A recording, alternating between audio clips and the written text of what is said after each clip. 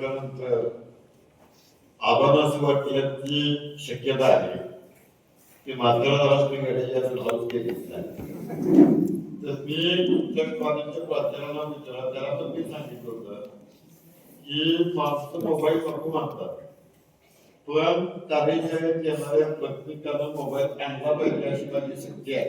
कारण असं आहे की आपण काय करतो त्याचा जर व्हिडिओ शूट केला आणि आपण तो पुन्हा बघितला तर आपलं काय चुकलं ते आपल्या लक्षात येतं. त्यासाठी ते गरजेचं आहे, म्हणून तो व्हिडिओ शूट केला पाहिजे. मला गोरगावमध्ये येण्याचा विशेष अर्थ झाला याचं कारण आबा आणि मी खूप जुन्या काळातले मित्र आहोत. आता आबा अति वाचनामुळे थोडे सार्वजनिक जीवनापासून आनंद झाले असले तरी आबा त्या काळामध्ये जिल्हा परिषद सदस्य होते. त्यावेळेला बोरगाव बंधाऱ्याच्या दुरुस्तीचा विषय असतील किंवा अनेक विधायक कामं असतील, यामध्ये आबांनी पुढाकार घेतला होता. आबांनी पतसंस्था, शाळा, कॉलेज म्हणजे संस्थात्मक लोकजीवन देखील आबांनी या परिसरामध्ये उत्तम अशा प्रकारचं उभा केलेलं आहे. आज जे चिरंजीव अभिजित पाटील या सगळ्या जबाबदाऱ्या सांभाळत आहे ते सांभाळत आणि म्हणूनच आबांना देवांना त्यांच्या मनाप्रमाणे जगता येते ही गोष्ट खरी आहे. तेव्हा मला एक सुद्धा महत्वाचं सांगायचं आहे, खास करून बोरगावमध्ये बोलतात. बोरगावचं वैशिष्ट्य काय आहे तर बोरगावमध्ये 35 वर्ष आबा आपण व्याख्यानमाला चालवली. 35 वर्ष आपण व्याख्यानमाला चालवली याचा अर्थ 35 वर्षात दरवर्षी मला वाटतं 5 दिवस व्याख्यान असेल. तर एवढ्या बाहेरचं व्याख्यान त्यांना आपण बोरगावच्या लोकांचं प्रबोधन करण्यासाठी बोलवलं.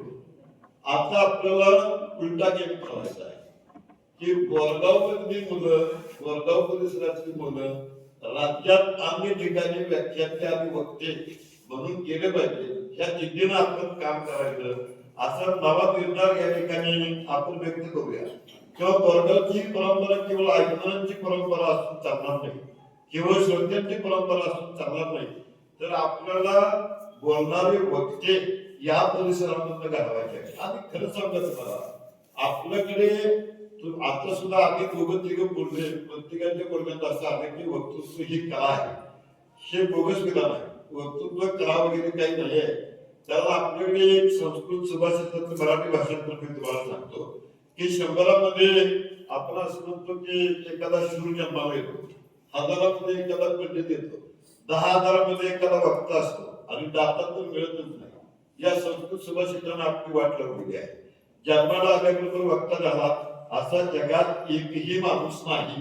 त्यामुळे वक्तृत्व हे काय आहे की मी सांगत आहे. महात्मा गांधींच्या आयुष्यातलं पहिलं भाषण फेल गेलं होतं, पण परत महात्मा गांधी देशाचे नेते झाले. विस्टन चर्चिलची तीच अवस्था, अब्राहम लिंकनची तीच अवस्था. हे कशाला आपण बसलो यापैकी बऱ्याच जणांची पण तीच अवस्था असते की आपल्याला सुरुवातीपासून बरोबर जमत नाही. पण जगात एकही वक्ता असं नाही की हनुमंत असं जन्माला आला आणि सूर्यबिंबाच्या दिशेने झपावा, तसा एखादा माणूस जन्माला आला आणि आईला म्हटला आई आई मला भाषण करायचं आहे, असे कुठे झालेलं नाही.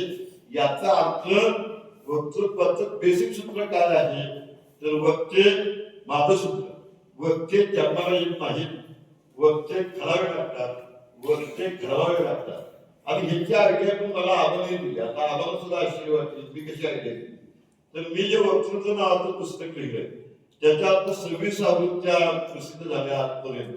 ते वक्तृत्व पुस्तक ज्यावेळेला मी आबाला वाचल्याला त्या काळामध्ये पहिल्या आवृत्ती भेट दिली त्यावेळेला आबांनी मला लेखी पत्र पाठवलं आणि लेखी पत्रामध्ये अभिजित दादा असा उल्लेख होता की माणसाला बोलावं कसं हे करण्यापूर्वी नको तसं बोलायची सवय लागते, त्यांना सुधारण्यासाठी तुमचं पुस्तक उपयुक्त आहे असं आबांनी त्यावेळेला लिहिलं.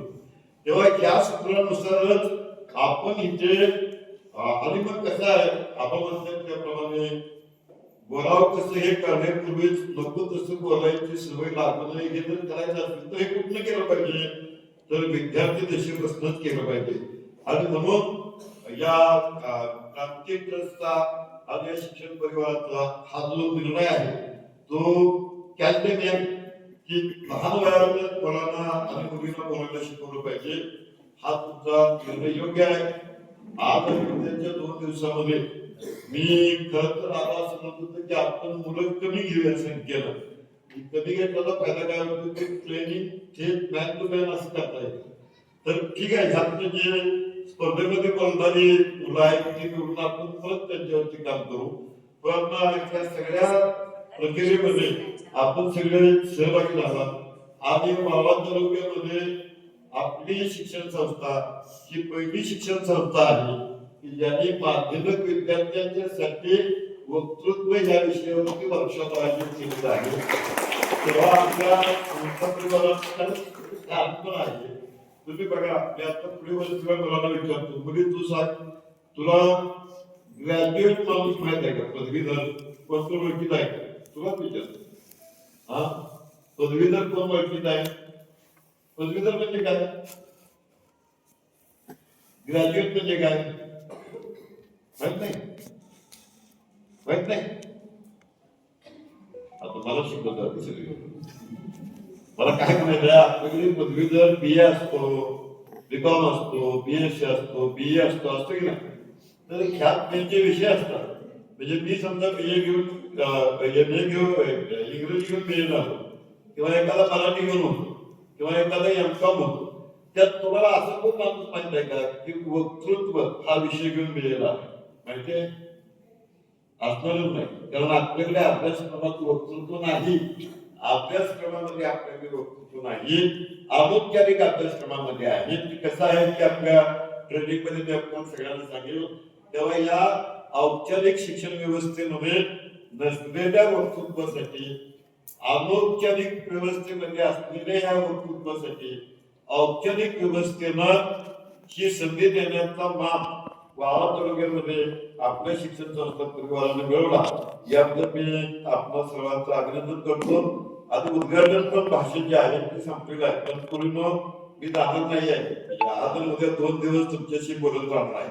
धन्यवाद.